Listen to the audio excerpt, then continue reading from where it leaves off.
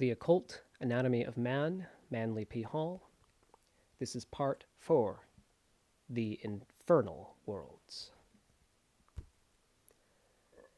At the base of the spine is located the throne of the Lord of Form, commonly called Jehovah or Shiva.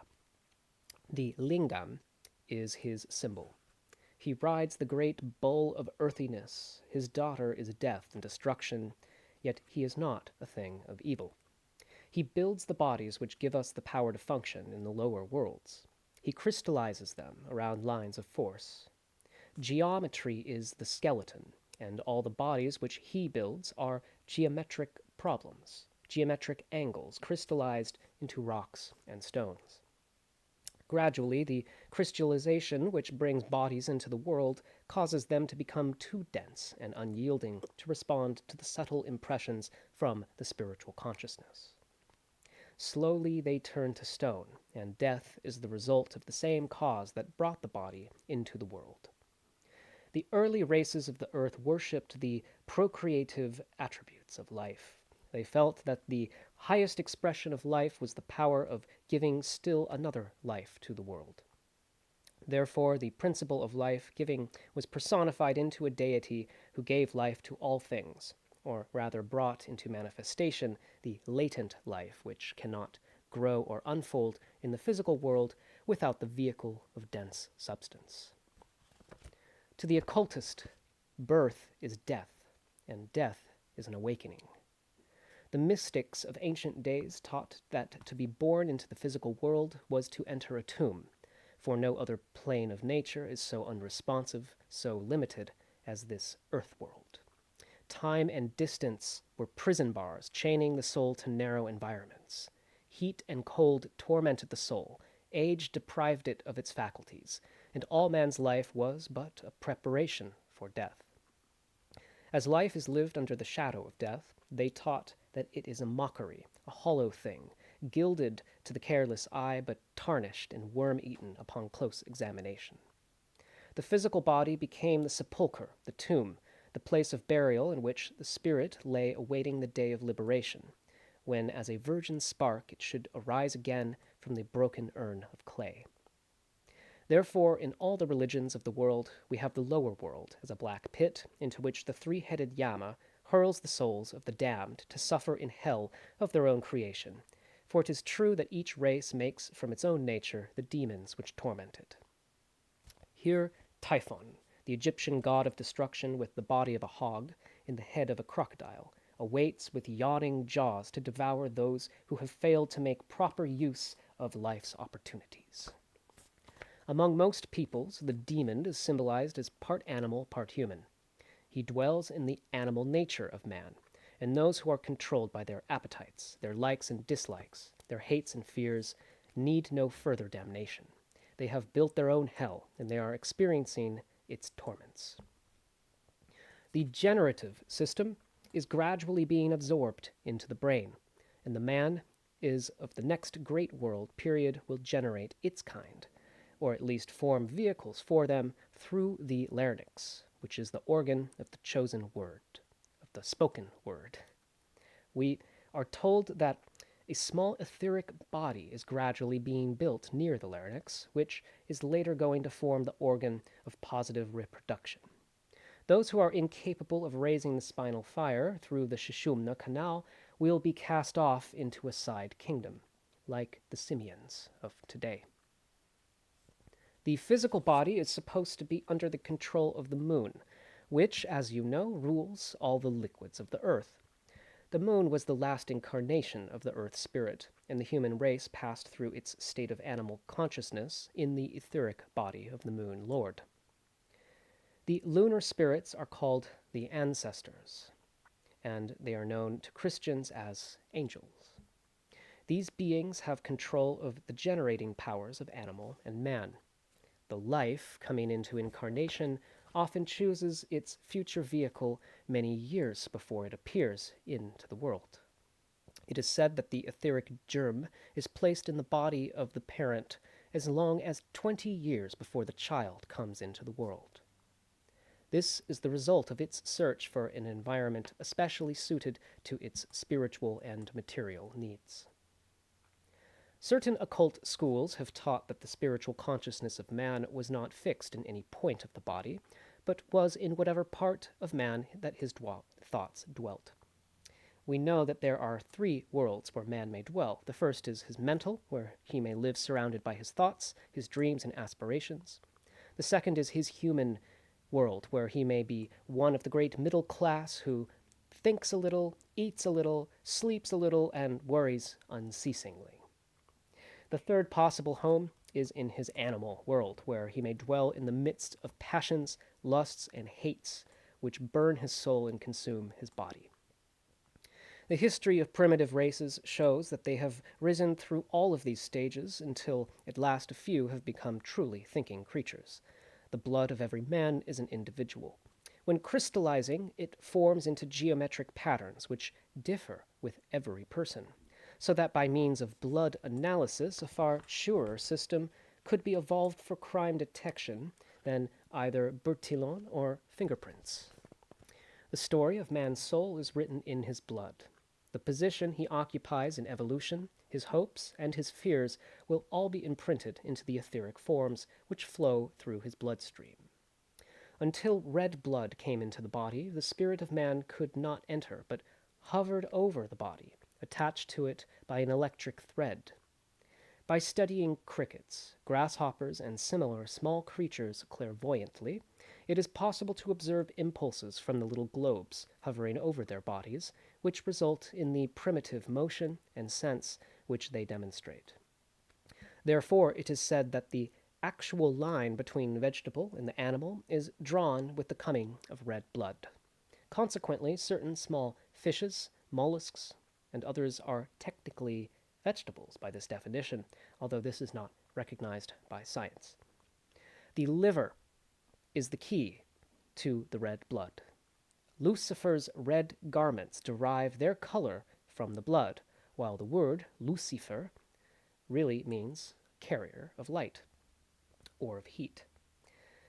And it is a name for the blood. For this reason, he is the spirit of temptation.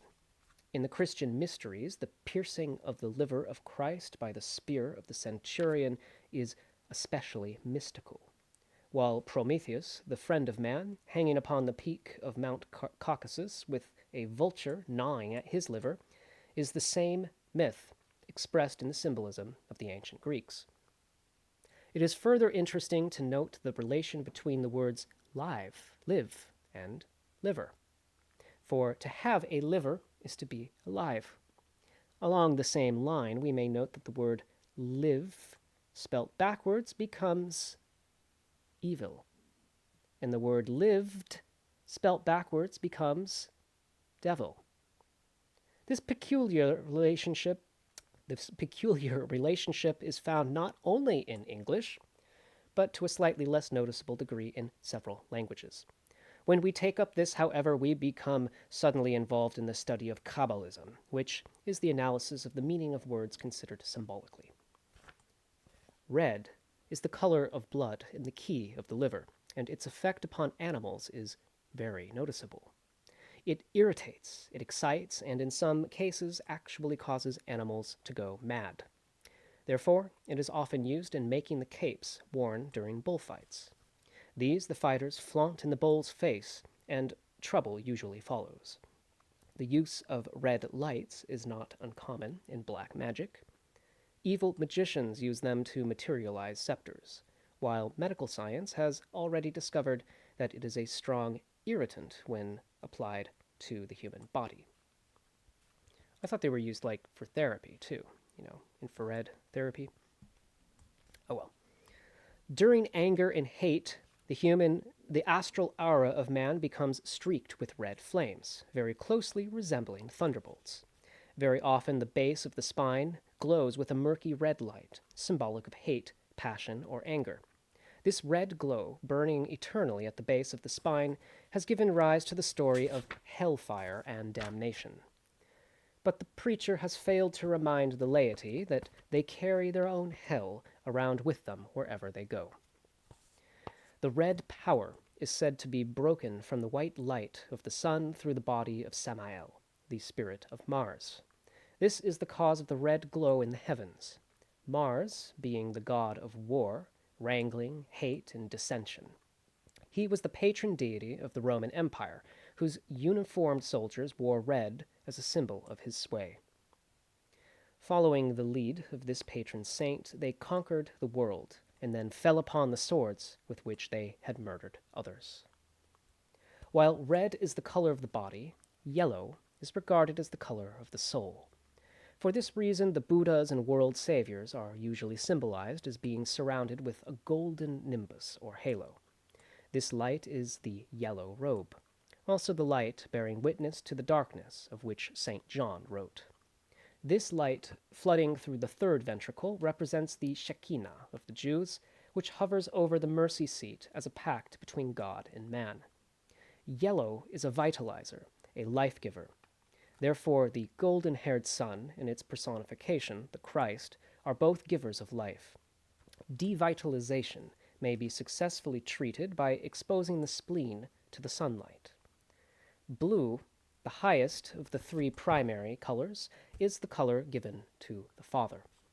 It is a very relaxing, restful color, especially valuable in the treatment of insanity and obsession. It is very difficult for black magicians to function successfully in a blue light. Its affinity to the mind is very evident, and it gathers as an electric sea in the pineal gland, as an extract from all the spiritual qualities of human nature. The blue heart to every flame was said to symbolize the invisible Father behind the glowing sun. In the words of Christ, "He that hath seen me hath seen the Father. I am in the Father, and the Father is in me." The use of colors in symbolism is very interesting. The green dragon, whom the heroes of mythology usually slay, represents the earth. The white armor is a purified physical body. The black magician is darkness and uncertainty. All colors have symbolic value, and great lessons can be learned from the study of the application of these values to occultism.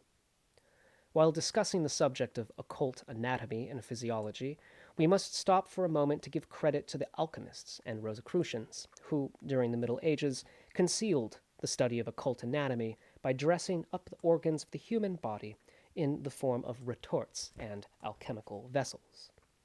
One of their great exponents said, in substance, "Our chemistry is not with chemicals as you know them, but with certain secret vessels," the internal organs, and spiritual chemicals which are invisible to the ordinary individual.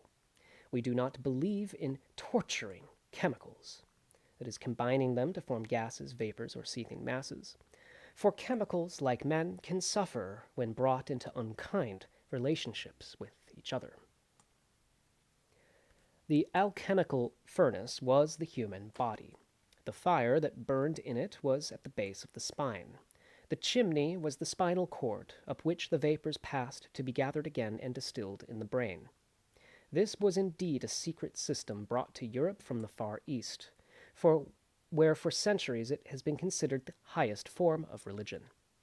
We may call these occult truths the principles of operative spirituality, in contradistinction to modern religion, which is entirely made of speculative theories.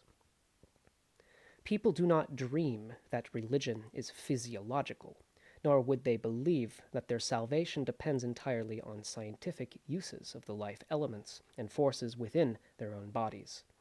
But in spite of all that may be said to the contrary, such is the case. During the next few years, much will be done to enlighten man considering the secret workings of his own parts and members.